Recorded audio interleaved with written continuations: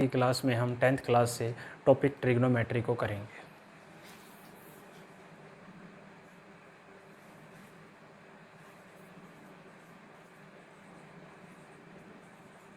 बच्चों सबसे पहले हम इसके कंसेप्ट को समझेंगे, उसके बाद हम न्यूमेरिकल पे चलेंगे। तो बच्चों मैं बात करता हूँ जो ट्रिग्नोमेट्री जो वर्ड बना है वो किस तरीके से बना है। ट्रिग्नोमेट्री वर्ड 3 शब्दों के मेल से बना है, ट्री प्लस गोनो प्लस मैट्री। बच्चों ट्री का जो मतलब होता है वो होता है 3, गोनो का मीन्स साइड और एंगल, और मैट्री मीन्स मेजरमेंट।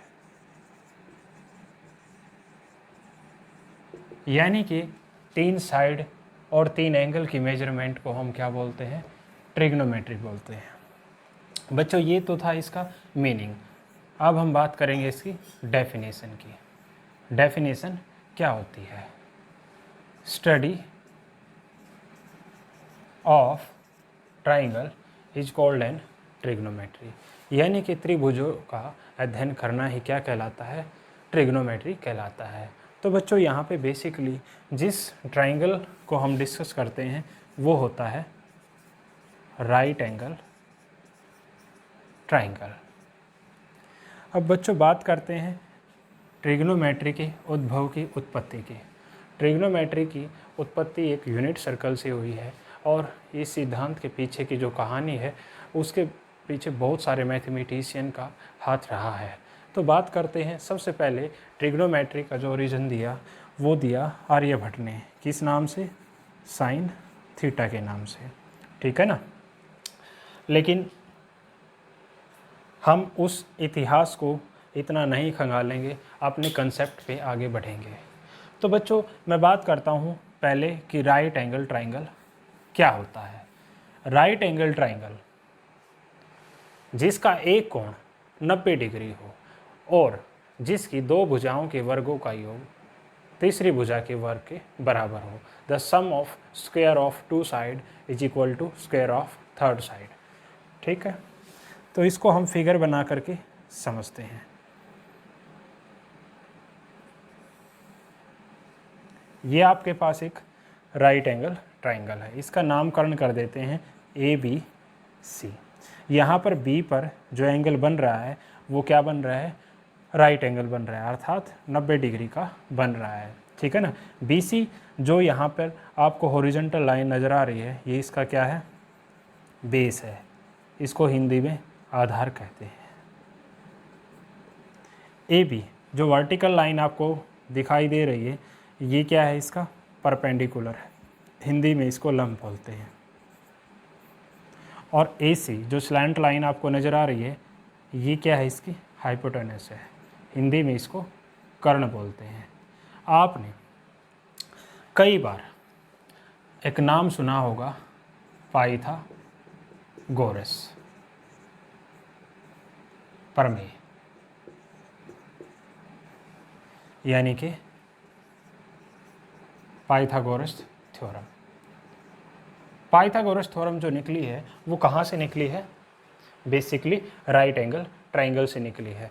और पाइथागोरस थ्योरम में क्या कहा गया है कि base square plus perpendicular square is equal to hypotenuse square. और इसी थ्योरी से आपके जो ट्रिग्नोमेट्री फंक्शन है, जो ट्रिग्नोमेट्री टोटल 6 फंक्शन है, जो 6 रेशियो हो वो यहाँ से निकले हैं। अब हम उनका बारी बारी से विश्लेषण करेंगे।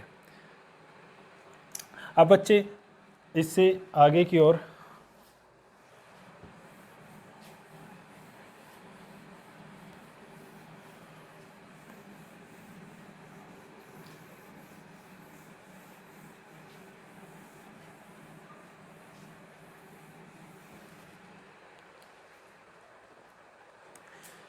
अब बच्चों मैं बात करता हूँ सबसे पहले साइन थीटा की।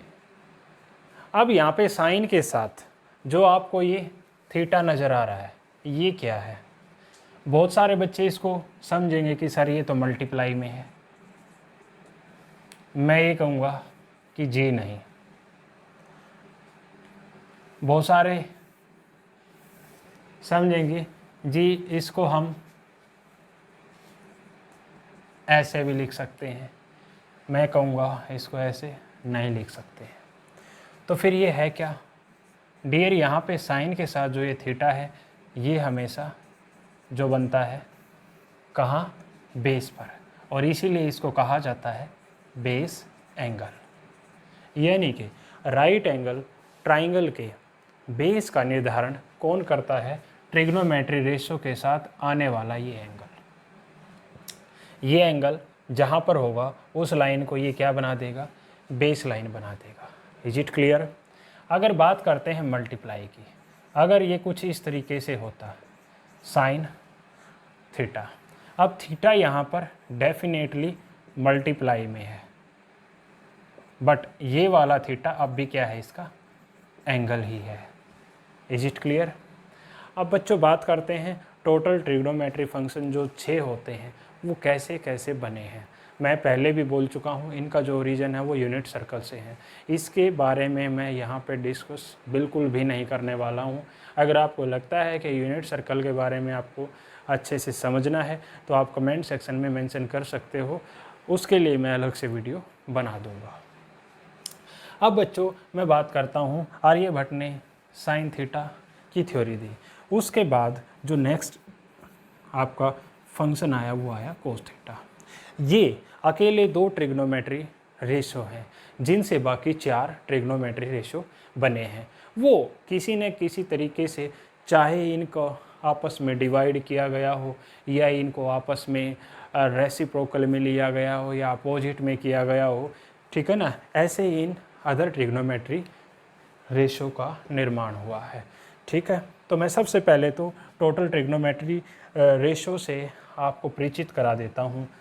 साइन थीटा, ये कोस थीटा, इसके बाद टेन थीटा,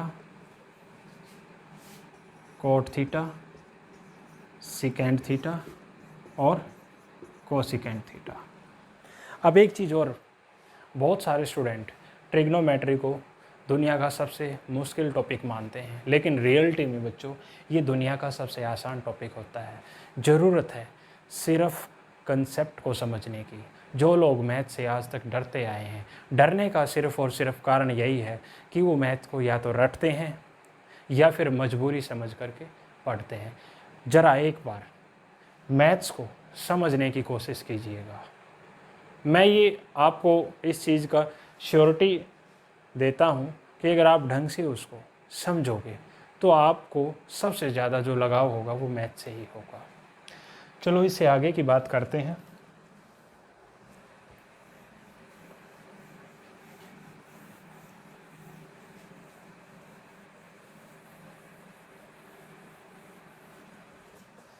यूनिट सर्कल ने एक रिजल्ट दिया है हमें, और उस रिजल्ट के बारे में बहुत सारे लोगों को पता भी होगा। पंडित बद्री प्रसाद, हर हर भोले, सोना चांदी तोले। इसके बारे में आपको कहा होगा कि भाई इसको रट लो, लेकिन रियलिटी में जो ट्रिग्नोमेट्री रेशो है हमारे 6, उनके ओरिजिन का कारण है, और उसी को एक फॉर्मूला के तौर पर, एक स्टेटमेंट के तौर पर बना दिया गया आपके लिए, और वो स्टेटमेंट नाम मात्र हमारे लिए रह गई है, रटने और रटाने की बातें रह गई हैं। तो इस चीज़ को यदि आप डीपली में पढ़ना चाहते हो तो यूनिट सर्कल में पढ़ोगे। तो अभी के लिए हम इसको आगे समझते हैं। तो बच्चों यहाँ पे क्या बताया जाता है कि P means perpendicular, H means hypotenuse, B means base. यानी कि ये जो यहाँ पे 3 अलग अलग साइडें हैं, ये किसकी हैं, राइट एंगल ट्राइंगल की है। ये परपेंडिकुलर है, ये हाइपोटेनस है और ये बेस है। यानी कि इस राइट एंगल ट्राइंगल की साइड का जब रेशियो लिया गया और उन्हीं रेशियो को लेने पर किन चीज़ों का उद्भव हुआ, इन ट्रिग्नोमेट्री रेशियो हुआ। देखो trigonometry ratio, ratio means divide something. जब 2 चीज़ों को हम डिवाइड करते हैं तो क्या होता है, वहाँ से निकलने वाले यूनिट को हम क्या बोलते हैं, रेशियो बोलते हैं। I am right.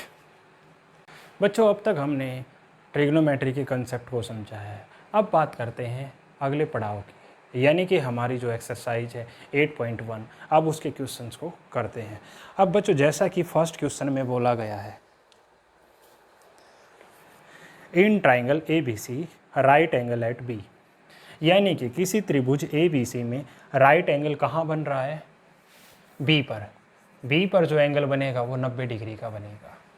Is it clear? और इसने आपको जो गिवन किया है, A B side is 24 centimetre and B C side is 7 centimetre.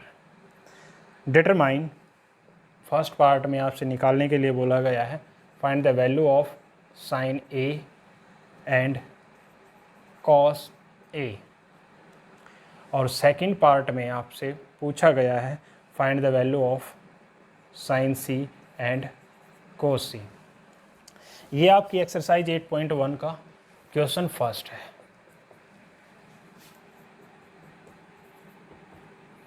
बच्चों दुनिया का सबसे आसान क्वेश्चन है, इससे आसान क्वेश्चन आज तक ना तो हुआ है और ना ही आगे होगा। देखो सबसे पहले आप ये देखो कि आपको गिवन क्या है। एक राइट एंगल ट्राइंगल है जिसमें बी पर 90 डिग्री का कोण है और ए बी जो साइड है वो कितनी है, 24 सेंटीमीटर है। यानी कि फर्स्ट ऑफ ऑल आपको क्या करना है, एक राइट एंगल ट्राइंगल बनानी है। ठीक है, बी को कहाँ बिठाओगे, बी को यहाँ लोकेट करना है क्योंकि उसने बोल दिया है बी पे राइट एंगल है। Is it clear? अब ए और सी को जहाँ मन करे वहाँ बिठा लो, उससे कोई फ़र्क नहीं पड़ता है। पहले आपने साइन ए और कॉस ए की वैल्यू निकालनी है, तो मैं ए को यहाँ बिठाऊँगा तो सी यहाँ जाएगा। मैंने ए को यहाँ क्यों बिठाया, क्योंकि डियर स्टूडेंट थोड़ी देर पहले मैंने बताया था कि ट्रिग्नोमेट्री फंक्शन के साथ जो एंगल आता है वो एंगल, उसका काम सिर्फ और सिर्फ ये होता है कि वो हमें बताता है कि बेस कहाँ है। I am right? तो बच्चों यहाँ पर ए लेने से अब ए भी मेरे पास क्या हो जाएगा, बेस हो जाएगा। ठीक है, ए बी की जो लेंथ है वो कितनी है, 24 सेंटीमीटर है, और बच्चों यहाँ पे बी सी की जो लेंथ है वो 7 सेंटीमीटर है। अब आपको वैल्यू किसकी निकालनी है, आपने वैल्यू निकालनी है साइन ए की। ध्यान रहे ए यहाँ पे है, ठीक है, ए यहाँ पे है तो साइन ए, मैंने थोड़ी देर पहले बताया था आपको, पंडित बद्री प्रसाद हर हर भोले सोना चांदी तोले। S means sign. साइन कैसे आता है, जब परपेंडिकुलर को हम हाइपोटेनस से डिवाइड कर देते हैं। साइन थीटा कब आता है, जब हम परपेंडिकुलर को हाइपोटेनस से डिवाइड कर देते हैं। तो बच्चों आपने साइन ए की वैल्यू निकालनी है, यानी कि ए भी अब आपके पास बेस है तो परपेंडिकुलर क्या होगा डियर स्टूडेंट, बी सी होगा, हाइपोटेनस क्या होगा, ए सी होगा। ठीक है, अब आपके पास बी सी की लेंथ है, कितनी है, 7 है, बट ए सी की तो लेंथ नहीं है ना। तो फर्स्ट ऑफ ऑल आप क्या करोगे, यहाँ पे ए सी की लेंथ निकालेंगे। और कैसे निकालेंगे हम ए सी, बच्चों आप जानते हैं पाइथागोरस थ्योरम में क्या बोला गया है, बी स्क्वायर यानी कि A B square plus perpendicular square यानी कि B C square is equal to hypotenuse square, और हाइपोटेनस क्या है यहाँ पे, ए सी स्क्वायर है। Is it clear? बच्चों ए बी की जो वैल्यू है वो कितनी है, 24, यानी कि 24 का स्क्वायर हम करेंगे, और 24 का स्क्वायर कितना होता है, हर कोई जानता है कितना होता है, 24 का स्क्वायर 576 होता है, प्लस बी सी कितनी है आपके पास, 7 का स्क्वायर कितना होता है, 49, और इज इक्वल टू क्या है, ए सी स्क्वायर है। अब बच्चों एक चीज़ बताओ, यहाँ पर यूनिट कितनी है, 2 है, और यहाँ यूनिट सिंगल हो चुकी है। हमेशा एक चीज़ ध्यान रखना, जब भी बात आती है डिस्टेंस की, ए बी, बी सी या ए सी, ये हैं क्या, डिस्टेंस है।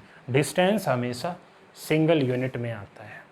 डिस्टेंस को हम किस में रिप्रेजेंट करते हैं, सिंगल यूनिट में। डबल यूनिट में हमेशा किसको रिप्रेजेंट किया जाता है? एरिया को, ठीक है, क्योंकि वो 2 डायमेंशनल हो जाता है, एक लेंथ और एक ब्रेड्थ। I am right? ठीक है। तो बच्चों जब आप 576 और 49 को ऐड करोगे तो ये कितना हो जाएगा बच्चों?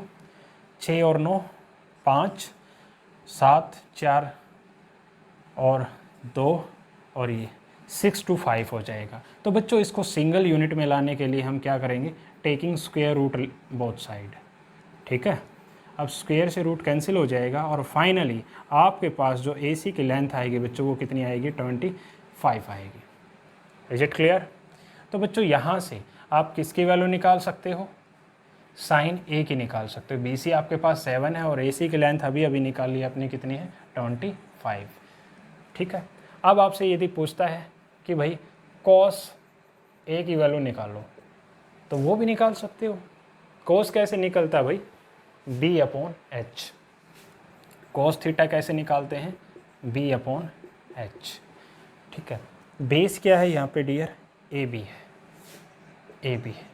हाइपोटेनस क्या है? AC है, यानी कि AB की जो लेंथ है वो कितने? 24 सेंटीमीटर है और AC की लेंथ अभी अभी आपने निकाली थी जो कि कितनी आई थी? 25 सेंटीमीटर आई थी। Is it clear? यानी कि 24/25। ये किसकी वैल्यू निकाली आपने? cos A की। अब इतना करना कोई बड़ी बात नहीं है। अब इम्पोर्टेंट जब बात आती है इसमें, वो आती है इसी फिगर में आपने वैल्यू निकालनी है किसकी? साइन C की। अब आपके सामने जो मुश्किल है वो ये हो जाती है कि C यहाँ पे है। डियर मैंने अभी थोड़ी देर पहले बताया था कि ट्रिग्नोमेट्री के साथ जब भी यहाँ एंगल आता है वो उसको क्या बना देता है?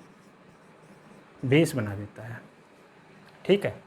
यानी कि जब आपने साइन C निकाला तो साइन, पहले तो ये लिख लो, निकालते कैसे हैं? साइन निकालने के लिए आपको P/H की ज़रूरत पड़ेगी। P means perpendicular. अब बच्चों C यहाँ आया है तो बेस कौन हो गया है? BC। BC तो बेस बन चुका है। अब BC बेस बना, यानी कि कहने का मतलब क्या है कि इस ट्राइंगल को आपने क्या करना? रोटेट करना है। कई बार जब हम सेल्फी लेते हैं और सेल्फी को एडिट करते हैं, एडिट करने के लिए उसको रोटेट कर देते हैं, घुमा देते हैं,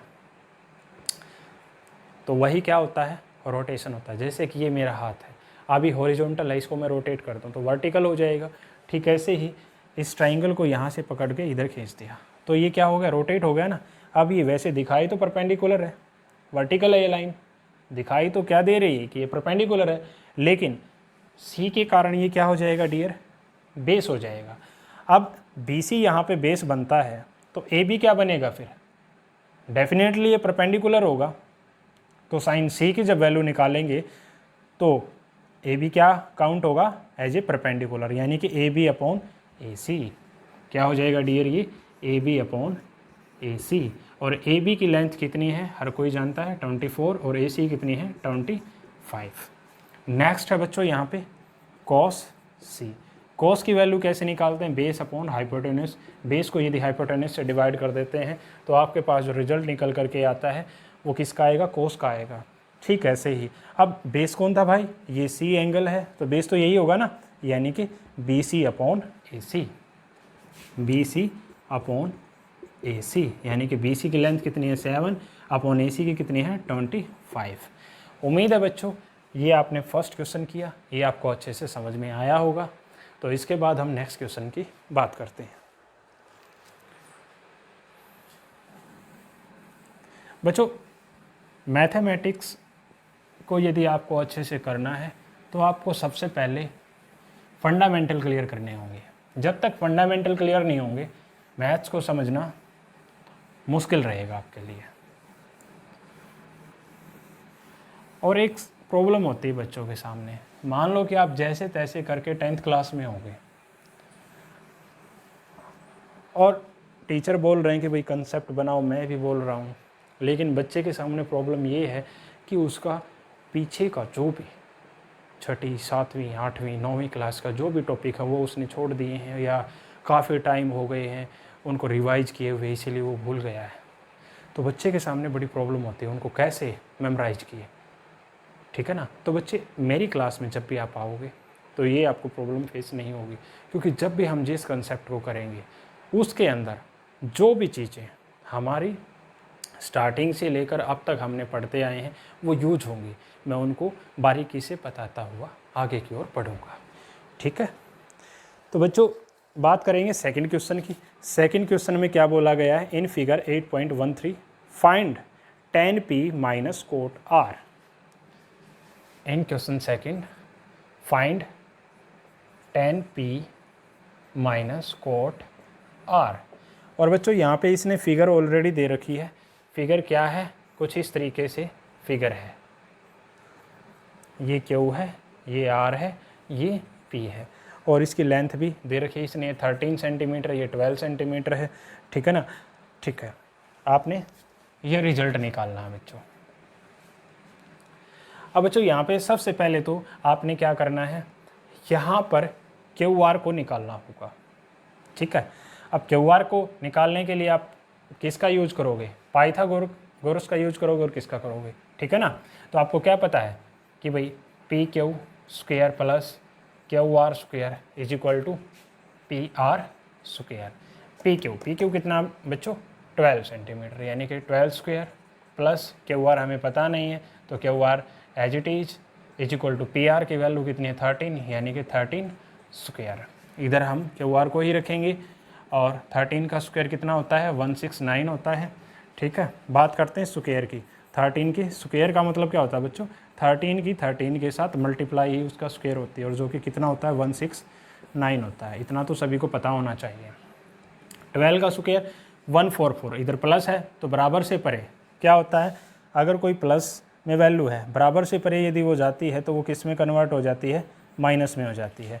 माइनस किस में बदल जाती है, बराबर से परे जाकर के प्लस में। गुणा किस में बदल जाता है, डिवाइड में। इन बातों का हमें पता होना चाहिए। तो 144 उधर जा कर के माइनस हो जाएगा, और अल्टीमेटली बच्चों आपके पास जो वैल्यू रहेगी QR स्क्वायर की वो कितनी रहेगी, 169 में से 144 को जब माइनस करोगे तो 25 बचेगा। अब फिर वही बात आ जाती है आपके सामने कि डिस्टेंस को हमेशा सिंगल यूनिट में रिप्रेजेंट किया जाता है, बट ये किस में है, डबल यूनिट में है। तो आप यहाँ पे क्या करोगे, taking square root on both side, दोनों तरफ वर्गमूल लेने पर। तो जब हमने स्क्वायर रूट लिया तो स्क्वायर से स्क्वायर रूट कैंसिल हो जाएगा, और 25 किसका स्क्वायर रूट है बच्चों, हर कोई जानता है 5 का है। Is it clear.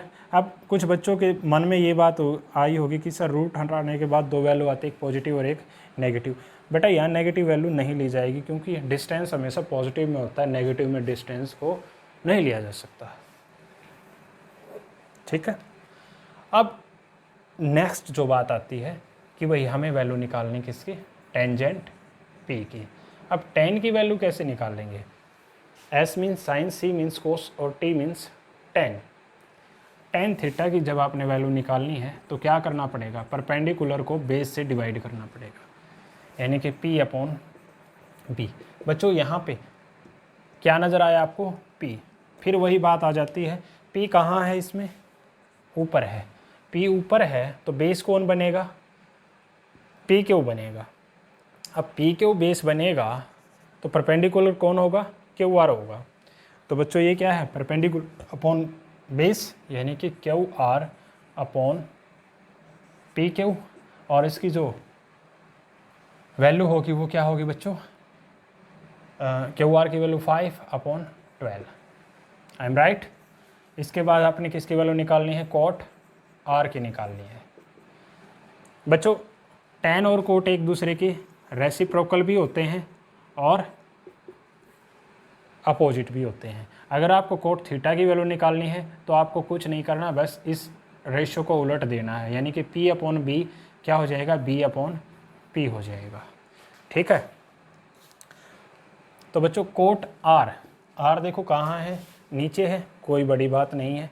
तो बच्चों यहाँ पर परपेंडिकुलर क्या है, PQ है, और बेस कौन है, QR है, और आपको वैल्यू क्या निकालनी है, B/P। बेस क्या है आपके पास, QR है, और परपेंडिकुलर क्या है, PQ है। तो QR की वैल्यू कितनी है 5 और पी क्यू की कितनी है 12। और लास्टली हमें जो वैल्यू निकालनी थी वो क्या निकालनी थी 10p माइनस कॉट r, यानी कि जो अभी हमने दो वैल्यू निकालनी उनको यहाँ पे पुट कर देंगे, यानी कि 5/12 माइनस 5/12 सेम वैल्यू होने के कारण कैंसिल हो जाएगा और फाइनल रिजल्ट क्या आएगा 0 आएगा।